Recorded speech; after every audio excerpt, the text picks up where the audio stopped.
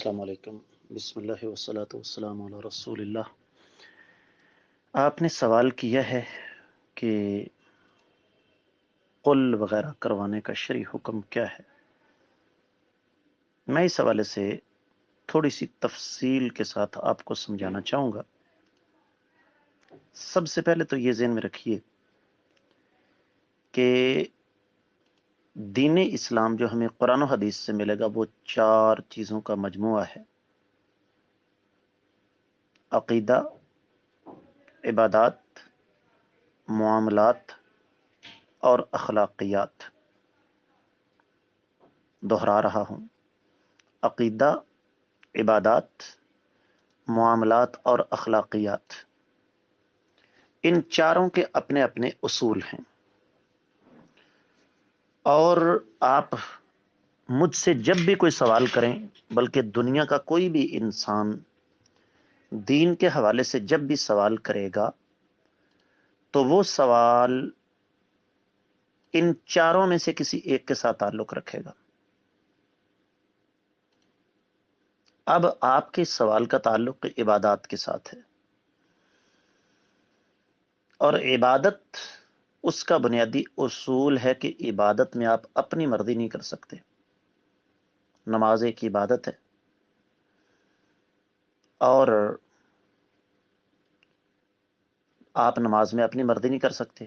5 سے 6 نہیں ہو سکتی، ایک رکعت میں 2 سے تیسرا سجدہ نہیں ہو سکتا۔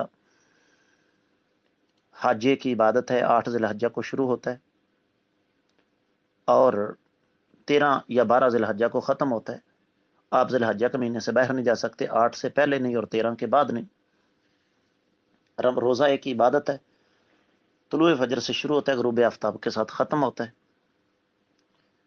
زکوٰۃ ایک عبادت ہے، اس کے اصول ہیں۔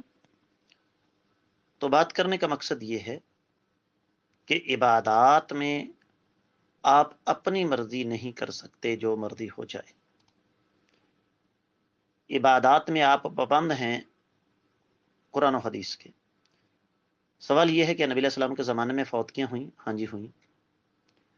کیا اللہ کے رسول صلی اللہ علیہ وسلم ان فوت شدگان کو اجر و ثواب پہنچانا چاہتے تھے؟ جی بالکل پہنچانا چاہتے تھے۔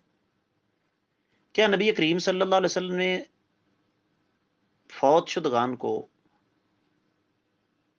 اجر و ثواب پہنچانے کے لیے کل سطح 10واں 40واں قرآن خوانی، اصال ثواب کی مجالس یا برسیوں کا اہتمام کیا؟ نہیں کیا۔ اگر ہم کرتے ہیں تو باتیں دو ہی ہیں: یا ہمارا علم نبی علیہ الصلوۃ والسلام سے زیادہ نعوذ باللہ، یا پھر ہم دین میں اپنی طرف سے اضافہ کر رہے ہیں، اور تیسری ایک شکل یہ ہے کہ ہم اپنی زبان سے نہیں، اپنے عمل سے اللہ کے رسول صلی اللہ علیہ وسلم پر یہ الزام لگانا چاہتے ہیں کہ آقا علیہ الصلوۃ والسلام کو دین مکمل کرنا یاد نہیں رہا۔ یہ چیز دین کا حصہ تھی جو نبی علیہ السلام نے ہمیں نہیں بتائی۔